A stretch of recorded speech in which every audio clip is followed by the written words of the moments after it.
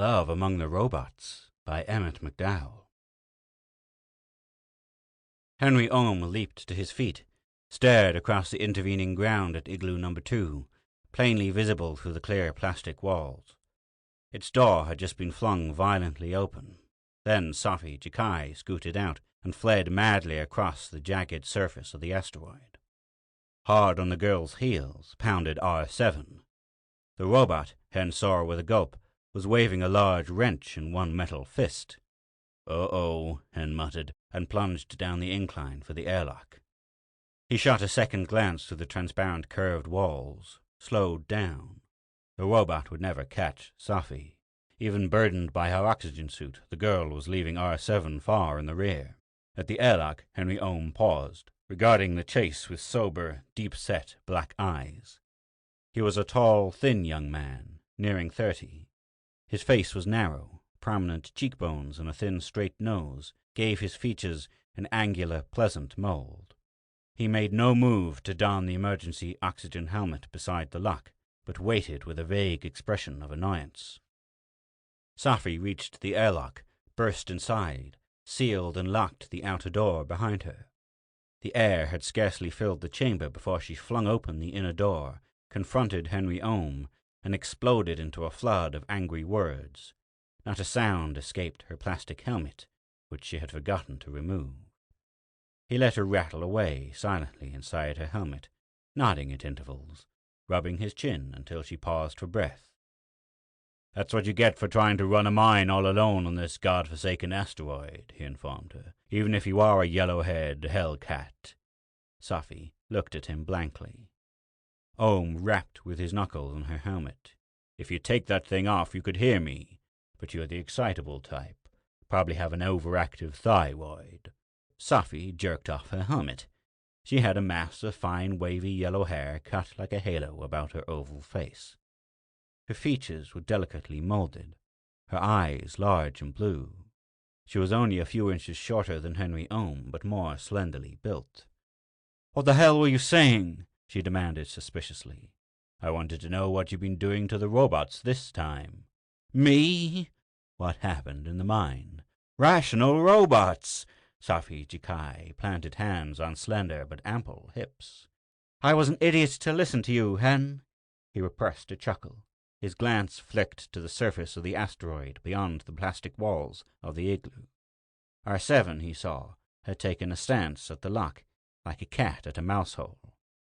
Although built along the general design of man, the robot was no grotesque copy. It was a complex, functional piece of machinery, as beautiful in his way as the cobwebby spans of a bridge, a streamlined jet plane, or a fine watch. "But Safi, they're still in the experimental stage. Experimental's right," the girl interrupted passionately. "Do you realize what R7 has done now?" He grinned. "No, what?" "He's taken the mining worm apart, that's what. I knew he would." "Knew he would? Did you warn him not to?" "Yes, of course I did. I had to leave him to check the reduction plant. I had a presentiment." "Woman's intuition, I suppose," Hen interrupted. "You'd sold yourself on the idea R7 was going to take the worm apart." "If you like," returned Safi in a chilly voice. "When I came back, R7 was gone and the worm was strewn all over the floor. I was furious. I found R7 on the 4th level. I started to land into him, but what?" "He looked so queer." "How the hell can a piece of machinery look queer?" "Well, he did," said Safi indignantly. "He looked as if he was going to take me apart, too." Henry groaned. "Go on," he said resignedly. "Why, then R7 wanted to know if I was put together or if I came all in one piece." She bit her lip. "He started to find out." She slipped off the oxygen suit. She was clad in comfortable baggy coveralls, similar to Hen's. "That rascal!" Hen chuckled. Safi grew pink with rage. "Rascal!" she retorted witheringly. "Is that all you can say? One of those mechanical monstrosities dismantles the worm, then starts on me, and you think it's cute.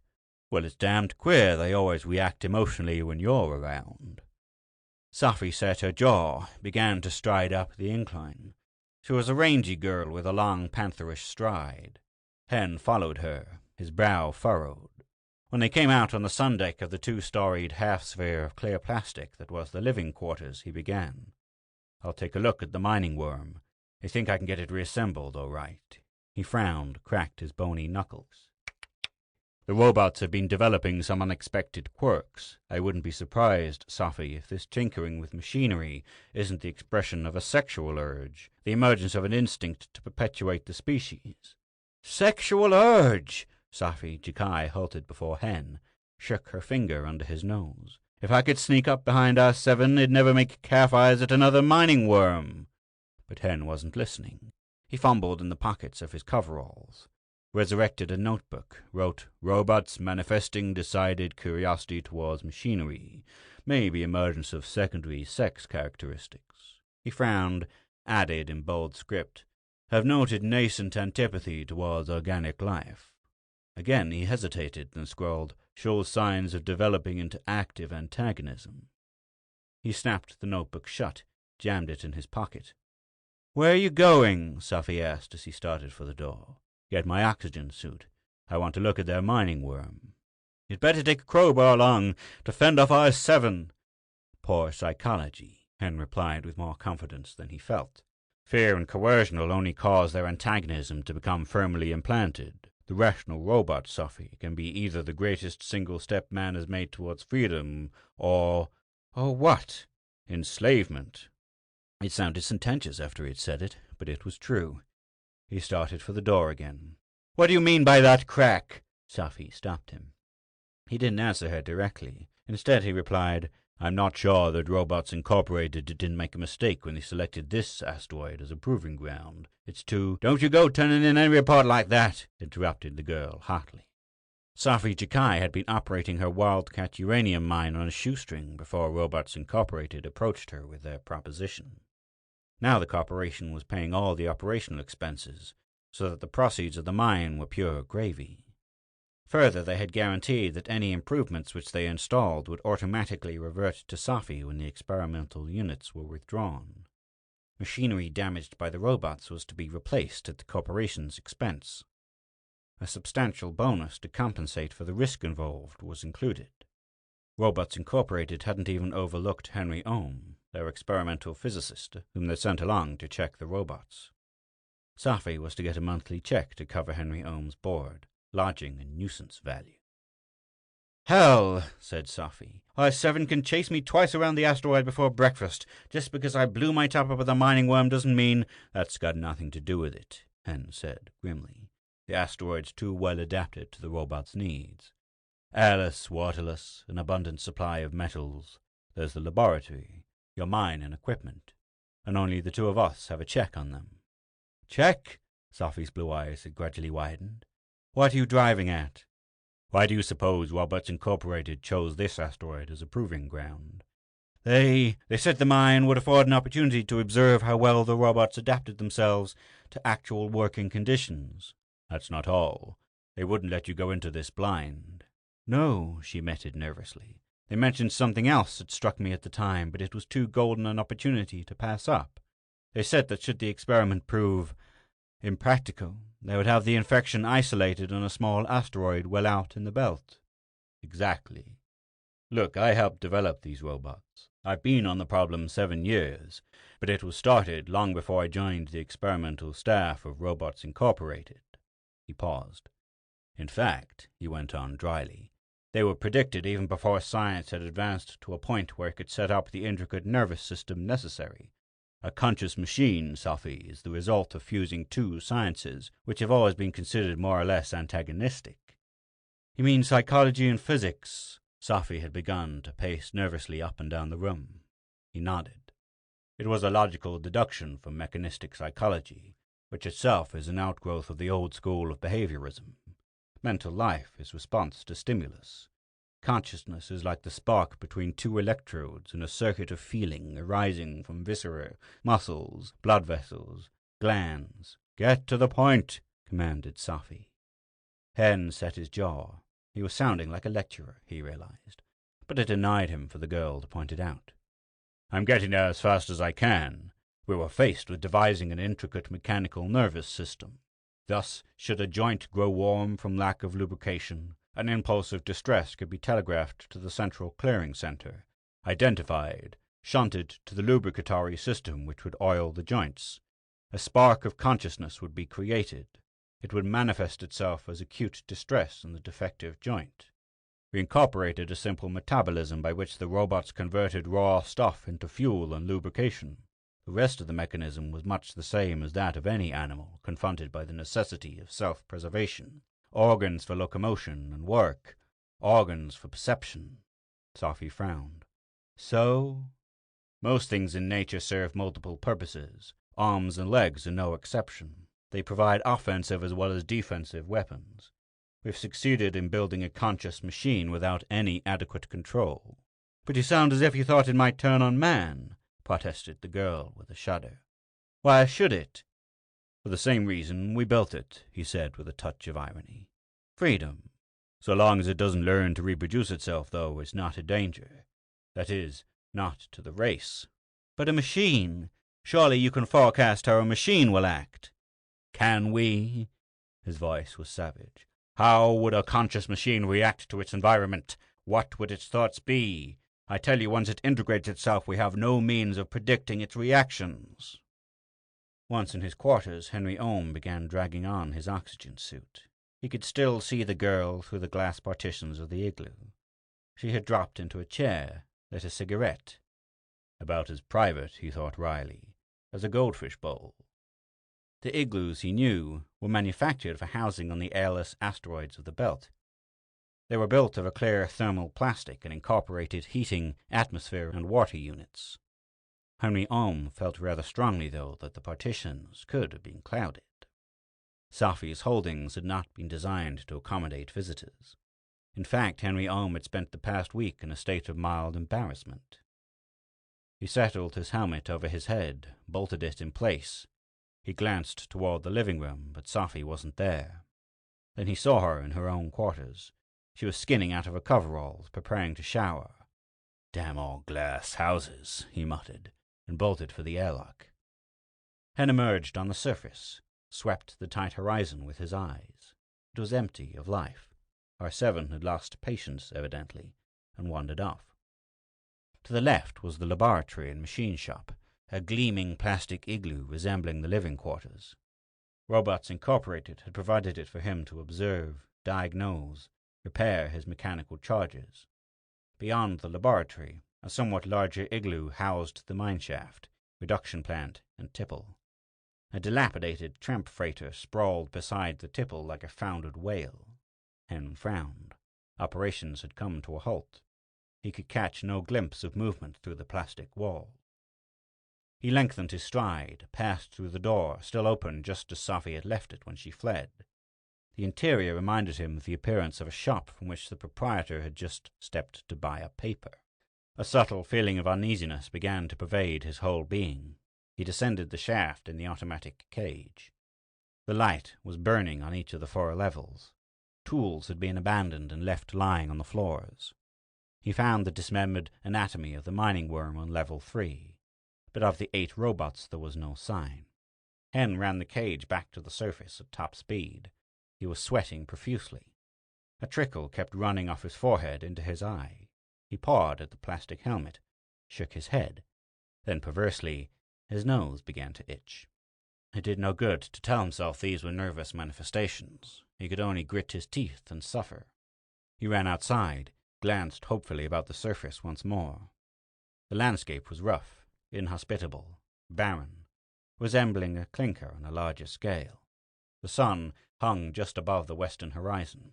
It was a brilliant but unimposing disk about the size of a dime. There was still no sign of the robots. Hen swore softly to himself. In a few minutes it would be dark. It was hopeless to begin a search now. He returned to his quarters in the igloo, shocked off the oxygen suit. Maybe he could raise them with the radio. The robot's hearing and speaking apparatus extended beyond the range of audible sound into the realm of electromagnetic waves. He went out to the sun deck, switched on the communicator. He was able to contact them, though. There was no ionized strata of air on the asteroid to reflect the waves back to the surface, and he concluded They had wandered below the horizon. With a groan, he flung himself into a chair. He pulled the notebook out of his pocket, thumbed through the pages, reading bits here and there. Machine thought processes diverging from human at progressively increasing rate. Amazing deductive and assimilative faculties. Able to assimilate page of text at a glance, but seemed to lack creativeness. He paused, frowned, wondering if the inability to perform creative inductive thinking wasn't a fundamental limitation of the machine. Organic life differed in 4 precepts, which until a short time ago science had been unable to duplicate.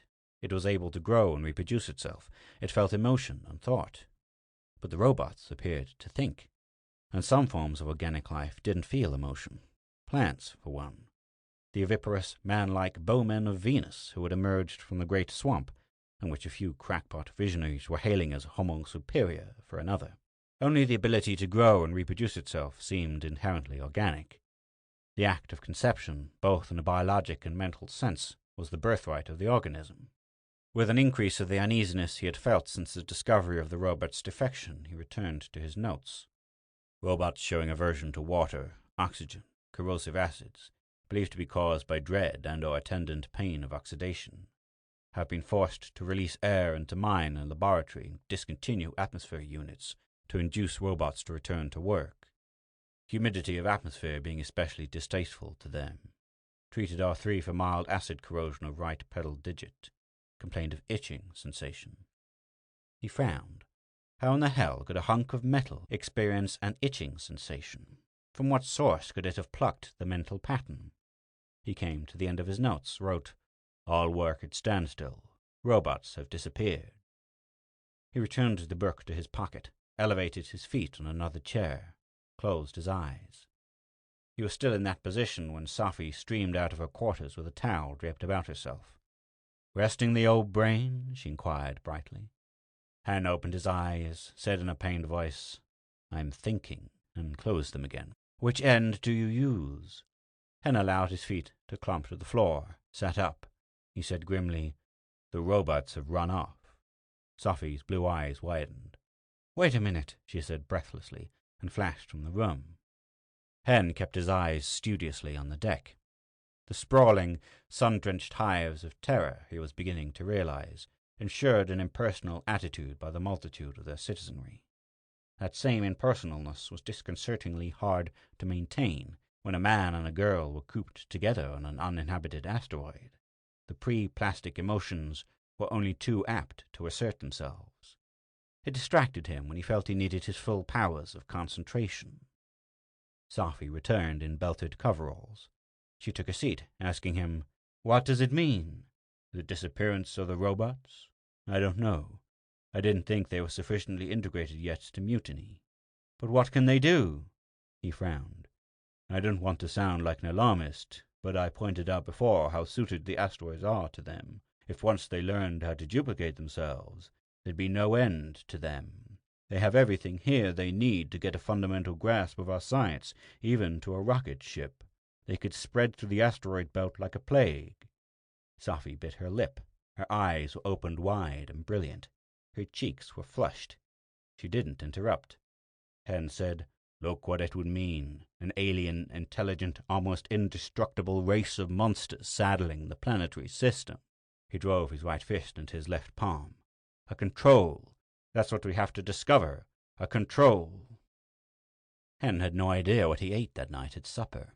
He said suddenly over coffee and cigarettes, "Ceres is approaching an inferior conjunction. If those robots haven't appeared by morning, I'm going to radio the station there for help. Then I'm going to scour every inch of this diminutive world." "That shouldn't be too difficult for you," Sophie remarked maliciously. "Of course, there's only about 2,500 square kilometers to cover." Hen looked disgruntled. "Maybe they've jumped off," suggested Sophie with a giggle. He made a remark under his breath. "Why, Henry, what an idea. You're worrying yourself into a nervous breakdown. Relax. I'll tell you what. We'll play some checkers." "Checkers?" he snorted. He had played checkers every night since he had been on the asteroid, and he didn't even like the game. Besides, the girl always beat him. Undeterred by his lack of enthusiasm, Sophie began to clear away the dishes and get out the men. Hen sat back with a pained expression. It was black outside the plastic hemisphere. Only the vivid stars relieved the absence of light. Jupiter, by far the brightest, was visible as a small disk. The lights were still on in mine and lab, but nothing stirred in the two igloos. "It's your move," said Sophy. She was seated directly across from him, knees touching his. His coveralls were open at the neck, and he could see the white pillar of her throat, the swell of her small, high, virginal breasts. He was conscious of his pulse ticking away in his throat and grew furious with himself. He couldn't concentrate on the game. He couldn't concentrate on the much more serious problem of the robots. The girl, he felt sure, was aware of her effect on him and used it deliberately to confuse him. He said grumpily, "I can't beat both of you." "Both of me?" "Yeah, you and your body." "Why, what a thought, Hen." She was obviously trying to hold back laughter. "But I thought you were superior to that sort of thing." He jumped up from the table, turned his back to the girl, staring off through the plastic wall. Immediately all thoughts of Sophy vanished. "They're back." "What?" "The robots, they've come back. They're in the laboratory, look." She came around the table, brushing against him, stared at the lighted igloo. The heavy man-like machines were moving about inside the laboratory. Hen started for his quarters. "Where are you going?" Sophy cried sharply. "Get my oxygen suit." "Wait! Don't be foolhardy. How do you know what they're up to? Talk to them first." Hen hesitated. "All right." He went out onto the sundeck instead, snapped on the communicator. "I-7," he called. "R-7." "Here," came the robot's voice through the audio. "Is that you, Father?" "Father?" Hen ejaculated. He heard Sophy giggle. "Where did you get that idea?" "Didn't you make us, Father?" "Yes," he admitted. Sophy was laughing out loud. "But you didn't think of that yourself." "The girl told us, Father," said the robot. Hen ground his teeth. That, of course, was Sophy's idea of a joke. "Where have you been?" he asked. "Prospecting." "Prospecting for what?" "Radium, Father." Sophy said, "Ask them if they found anything." Her voice was eager. Hen narrowed his black eyes, ignored her. He said to R7 over the transmitter, "Go back to work at once." "But you don't work, Father." Hen felt a surge of uncertainty. The robots were too delicately receptive to expect to keep them in ignorance. Their perceptions were infinitely more sensitive than man's. Even on this asteroid, there were too many factors involved to regulate their environment. He had tried to implant science without revealing the greater implication of science. But language was too faulty a tool. There was the girl, too, headstrong, excitable, hyperthyroid. It was amazing how faithfully the robots tended to reflect her emotional instability. How much of the robot's erraticness originated in Sophy's inexact thinking. He said, "Everything has to work." "Why?" "Man either produces the needs of his body or he dies," he explained with growing irritability. The conversation was progressing further and further out of hand. "In your case, it's fuel and repairs. Without them, you would terminate." "But we have those here, Father. Why should we work for you or the girl?" That was it, the ultimate question which he had foreseen, and which he could neither avoid nor answer. It was impossible to explain the complicated social system in which man, the disinherited, exchanged his labor for a small percentage of the articles he produced, but the robots were self-sufficient. He said with growing desperation, "Either you return to work at once, or I'll terminate you." "How, Father?" How indeed? Hen fumed inwardly, said with a sudden inspiration, "Well, radio for help. There are machines capable of blasting the lot of you into your component atoms." "But the radio station is here in the laboratory," R7 pointed out. There was a faint hesitation. Then the robot added, "We will terminate you instead." The instrument clicked off. Hen gulped, realized in dismay that it hadn't occurred to the robots to destroy them until he had planted it in their minds. "You are the bright lad," drawled Sophy. "What do you propose now, Brian?" He turned his black eyes on her, regarded her without seeing her. His glance strayed beyond the girl to the lab. "What the devil are they doing now?" he cried suddenly. Sophy spun around. Hen leaped past her to press his nose against the clear plastic walls of their igloo. The robots, he saw, had one of their number clamped on the workbench and were dismantling him. "Damnation," he said. "They must be trying to duplicate themselves. You and your silly jokes about fathers." "Me? What do you think gave them the idea of reproduction? Their thinking never rises above the level of deductive reasoning. They had to derive the idea from an outside source." But can they do it?" "Of course they can. It's an intricate job, but they only have to copy themselves. The laboratory and machine shop is complete. They've amassed a staggering knowledge of science." "But why?" protested Safi. Hen shook his head. "It's beyond me. They should adjust readily to whatever line of work they're applied to. They shouldn't evince ambition. Ambition by its nature should be impossible to a machine. But that's not the only organic trait they've been developing. It's what Robots Incorporated was afraid might happen." He snapped his fingers suddenly. "The freighter. If we can sneak aboard the freighter, we can get to Ceres and bring back an atom gun. If they're developing emotions, we may be able to overawe them. If not—" He hesitated, his mind drawing back from framing the thought. The truth was that the robots were like children, precocious children. He set his mouth grimly. "If they don't respond to fear, we can destroy them." Safi looked across the darkened interval into the lighted lab, where the robots were busy dissecting their fellow, and shivered. "Industrious little monsters," Hen said. "Get your oxygen suit." "Now? You mean we're going to make a dash for the spaceship now?" "Of course now. We've got to clear out of here before they carry out their threat to terminate us." There was no light outside the igloo.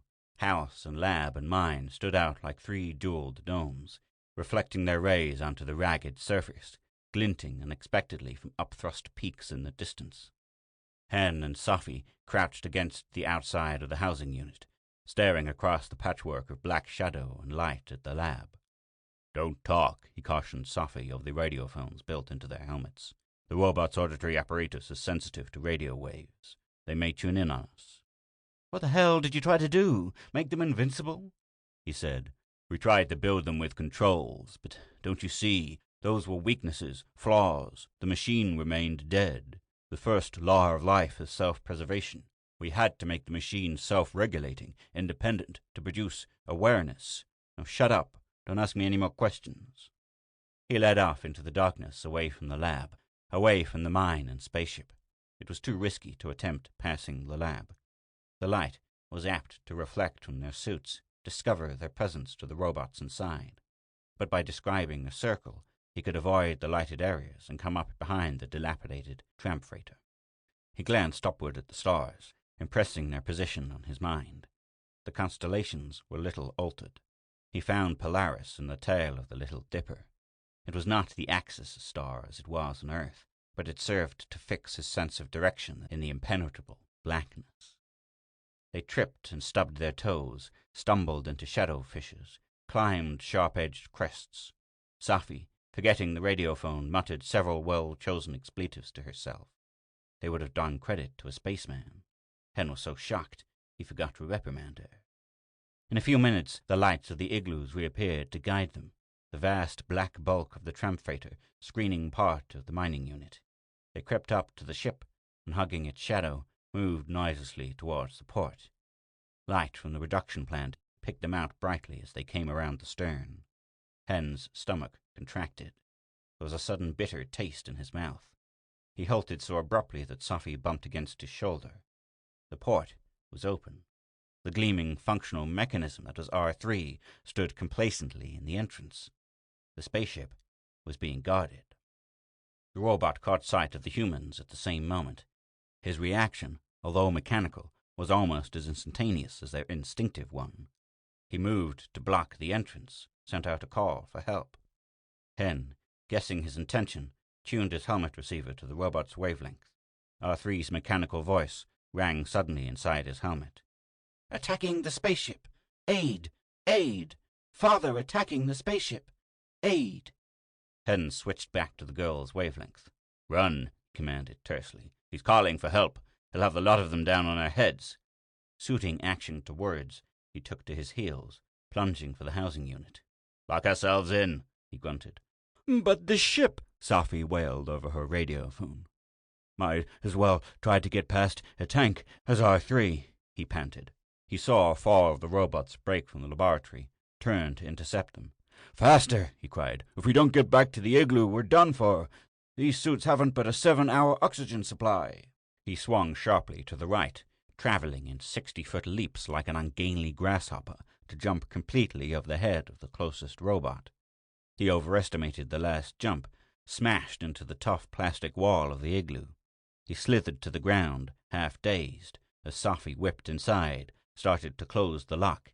Hen got his foot in the crack just in time. "What the hell are you trying to do?" he roared wrathfully. "Lock me out!" He yanked the door open, flung himself into the compartment. He got it barred just as the robots reached the igloo. They milled around outside a moment, then trooped back to the laboratory, leaving one of their number, R6, on guard. "We're prisoners," Sophie breathed through the radiophone. Hen decided it was childish not to speak. He growled, "Yes," in a voice which he hoped conveyed the depth of contempt, but Sophie didn't seem to notice it. Hell, she was probably too frightened to even realize that she had tried to lock him out. As soon as the pressure reached normal, they left the lock, trooped dejectedly up the incline to the sun deck, and pulled off their oxygen suits.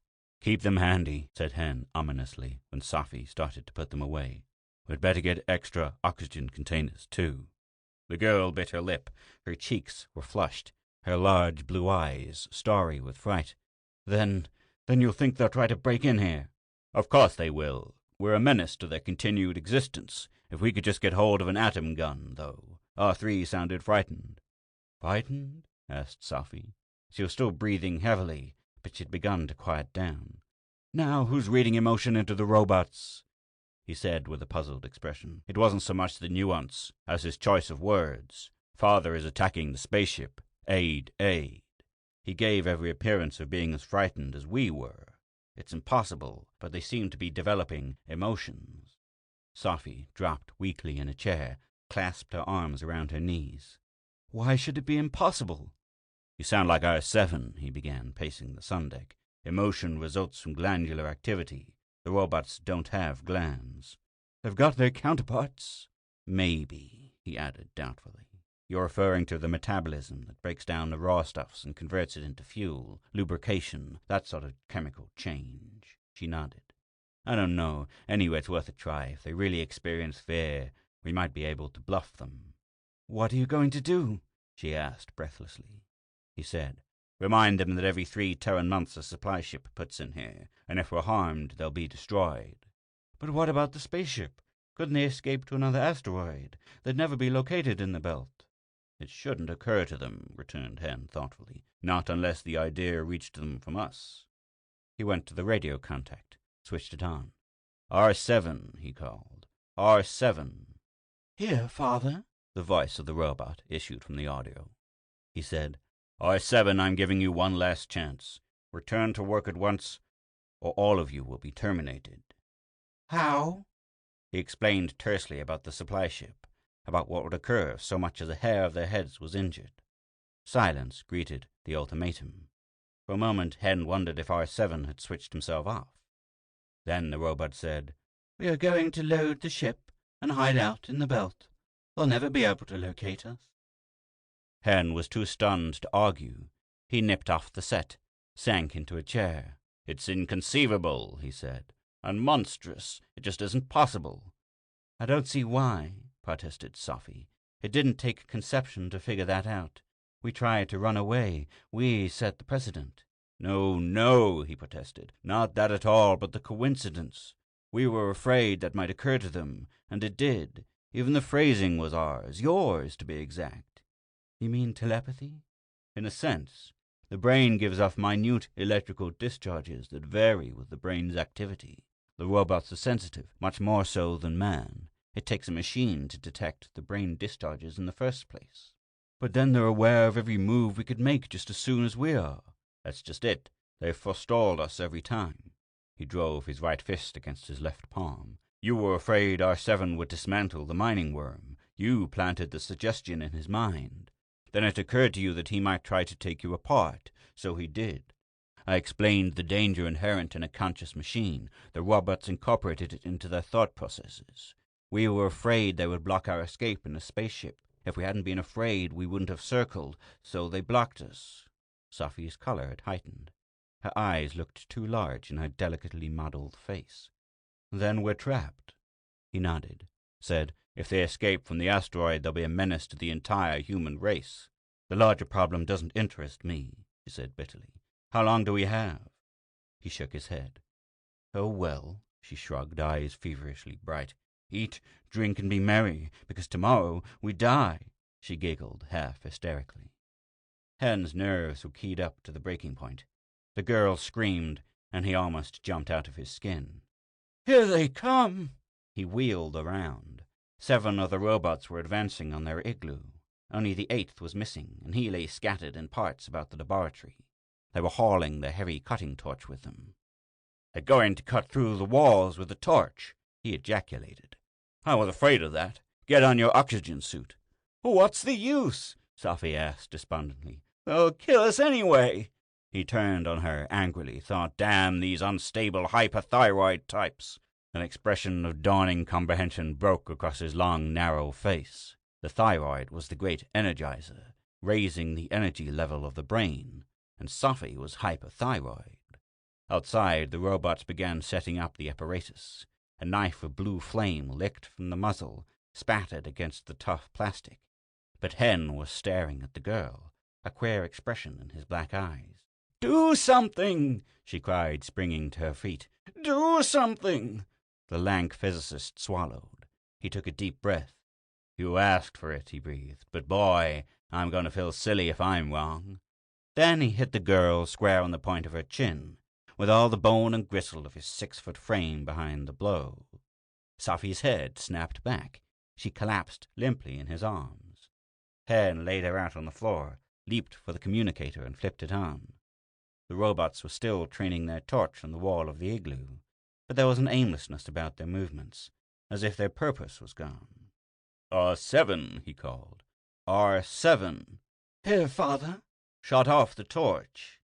There was a faint hesitation, during which Hen could feel the sweat prickle his forehead. Then, "Yes, father," came the robot's unstressed syllables.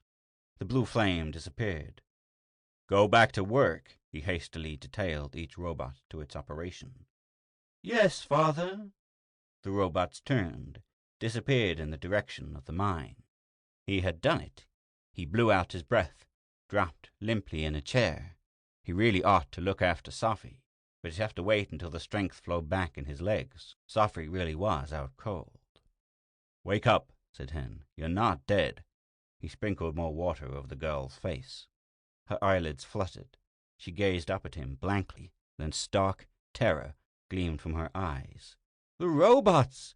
"No more of that," he shook her roughly. "They're machines. They don't have consciousness, only the semblance of consciousness." Sophie sat up, asking, "What?" in a bewildered voice. "They don't think. They aren't conscious. They're like a mirror. They reflect what we expect them to do." "Don't try to tell me that!"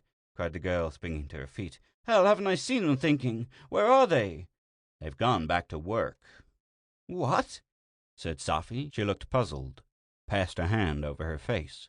"Don't you see?" Hen broke out jubilantly. "They're sensitive, inordinately sensitive, so sensitive that they even respond to our thoughts. From beginning to end, they've done exactly what you expected them to do." "Me?" He came to a halt, said, "The fact is, you're a rebel, Sophie. If you weren't, do you think you'd be trying to develop independently a mine on an uninhabitable asteroid? Don't you see? You expected the robots to revolt, because you couldn't imagine a rational creature willing to submit to a 24-hour workday from which he stood to gain nothing." "Am I responsible for everything?" She nodded vigorously. "The robots respond to both of our thought patterns, of course, but primarily to yours. You're hyperthyroid. The thyroid raises the energy level of the brain. They have done principally what you've expected them to do." Sophie was recovering amazingly from her fright. She said, "If that isn't just like a man, blame it on a woman, even Adam." "Nonsense," Hen interrupted. "The robots haven't acted independently once, not even to finish dismantling that robot in the lab. They went prospecting when you thought how silly it was for them to work for you when they could find a mine of their own. They wandered back aimlessly after they lost contact, but by that time I had inadvertently planted the thought in your mind that they were in revolt and would attempt to duplicate themselves. They drew on us both, but the dominating influence was yours. Sophie massaged her sore jaw, raised her eyebrows. It's too bad only machines respond so cooperatively, she said with a twinkle in her blue eyes. A grim expression descended over Hen's features. He regarded Sophie pensively. I'm going to recommend that you be returned to Earth during any further experiments. You're too upsetting an influence. On the robots, of course, Sophie interrupted with a chuckle. You're much too well integrated to be swayed by a mere woman, even a hyperthyroid woman. There's limits to my endurance, said Hen in a grim voice. Sophie looked startled, but she couldn't resist adding, Why, Henry, I didn't guess you'd been exercising such magnificent self-control. She took a sudden backward step as he advanced ominously. Henry! Now, Henry! With a shriek she turned and fled. Henry Ohm, distinguished physicist, hard in her heels. End of Love Among the Robots by Emmett McDowell. Read by Edmund Bloxham in Glasgow, UK.